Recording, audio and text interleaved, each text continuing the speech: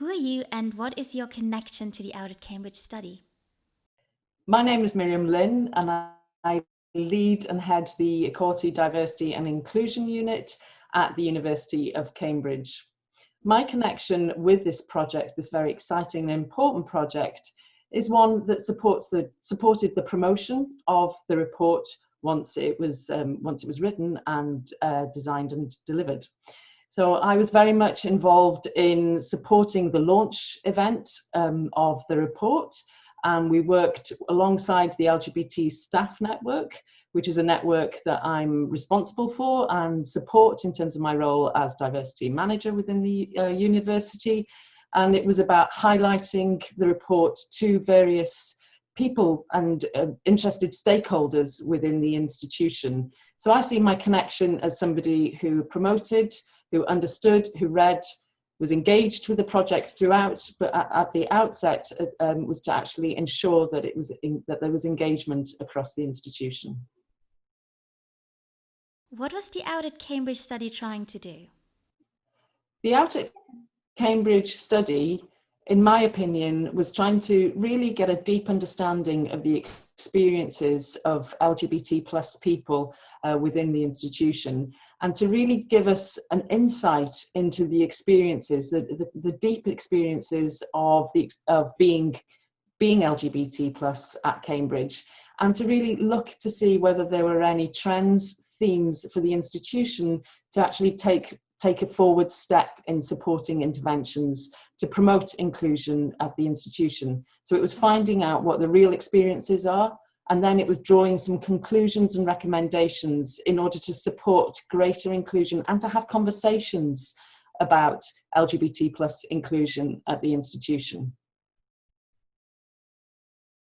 Did the study succeed in its objectives?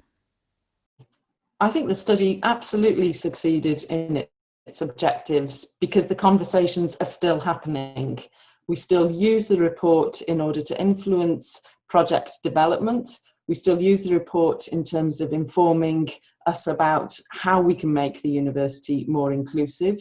We know very much that visibility of role models and being out is a way of actually promoting and supporting other people within the institution to be out and proud. And we know one of the consequences of this work is that we are able to be much more visible because we're having the conversations about a tangible report, a tangible piece of research that actually allows us to do that. We know some of the recommendations are about increasing that visibility, and therefore one of the campaigns that I've been involved with is around the Rainbow Lanyard campaign within the university, and that's one thing that I'm very proud to be involved with, and it's something that's made a real impact because actually when people want others to know that they are supportive or that they are inclusive or that they've even thought about issues related to being out at Cambridge and what that might mean, then there's a visible identifier that can signal to people within the institution it's okay. Why is the Out at Cambridge study important? The study is important because I think we can believe that we've travelled so far in terms of inclusion for LGBT plus people within the UK, within the globe. And actually what we know is that we cannot be complacent about these issues because not everybody is as out as they would like to be within the institution. And for some people, they don't have a choice about whether they are out or not. And they still face and do face discrimination within the community, either whether they're feeling that in terms of microaggressions that are happening within the institution, but also society at large can be discriminatory towards people. So I think we need to not be complacent. We also need to be really aware of the fact that laws can change in the sense of protection. These protections can also be removed from members of our community. So I think it's a real call to be vigilant, to be constantly having conversations and to ensuring that we are as inclusive as we possibly can be within the university so that people can be authentically themselves, create the best work that they can do here at the university without fear of the fact that they're going to face discrimination and microaggressions. Has the study made a difference at Cambridge? Yes, The study has made a difference at Cambridge, because we are having conversations about the real experiences of people. Had it not have been this study, we wouldn't have had the insights and the research and the data collected, which was very deep narrative data, and allowing us to really experience, or allowing us to empathise with the experiences of LGBT plus people at Cambridge. Without this study, we may have assumed that everything was okay for everybody, all LGBT plus people at Cambridge, and we know that this isn't the case. We therefore know that there is more work that needs to be done in terms of ensuring inclusion of all LGBT plus people at the university. Until we feel that a porter or a cleaner or somebody working within estates can bring their same-sex partner to the Christmas event, should we ever have another Christmas event within the institution, and to be out and as proud as any other member of staff within the institution, then we will always know that there is more work to be done in terms of inclusion, LGBT plus inclusion at the university. So I think the study is successful because it's allowing us to have real data to discuss some of those issues which still need to be thought through. What were some of the findings you found most important or interesting?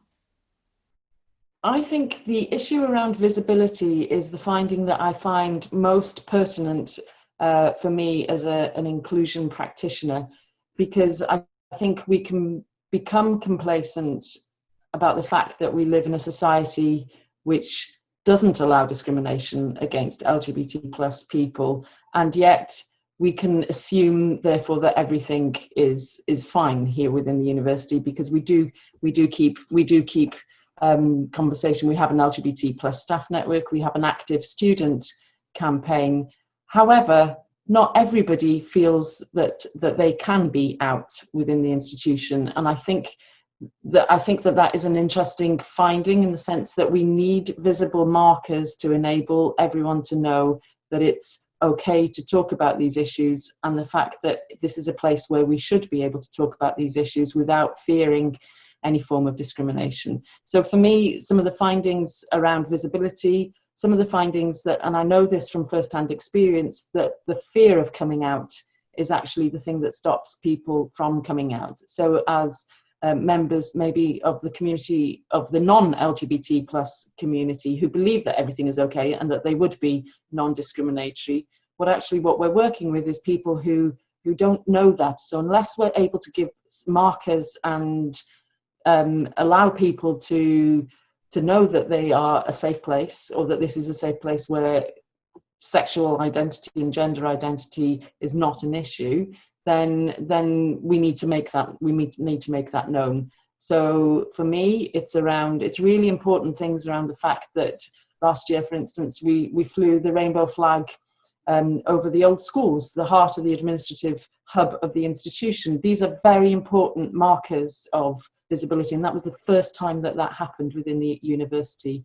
The fact that Stephen Toop was the first visitor dignitary to launch Cambridge Pride in 2019. These are important markers to indicate the fact that the university is open and inclusive, and this is a strong message from very high up that this is expected behaviour from everybody within the university. Were there things you think have been left out or underemphasized? To be honest, my disappointment is with myself that I did not sign up to becoming a participant of the project. So in terms of that respect, that's my disappointment, and in terms of, and I need to check myself in terms of why I didn't step up to the plate at that time. So I think for me that there will be opportunities. What I would like is future opportunities to be able to share narrative histories and stories about being out within the university. So for me, it's about looking at how do we build on this project, to give people other opportunities now that they've seen The report, I think it's often that people feel that they're not entirely sure what that's going to look like or what might be involved in it. We need to make people feel safe so that they can see the report and then be able to actually then engage with the project in other ways. So that would be my pointer, I guess, is personal disappointment and perhaps an opportunity to see further engagement within the project further down the line. Do you think the study will have a lasting impact? I think this study will have a lasting impact because it's in the hands of people who are passionate about the results and the findings of this study. And not only about the findings, but about the methodology and about treating people with utmost respect and care for the data, which means that actually this is about changing hearts and minds within the university.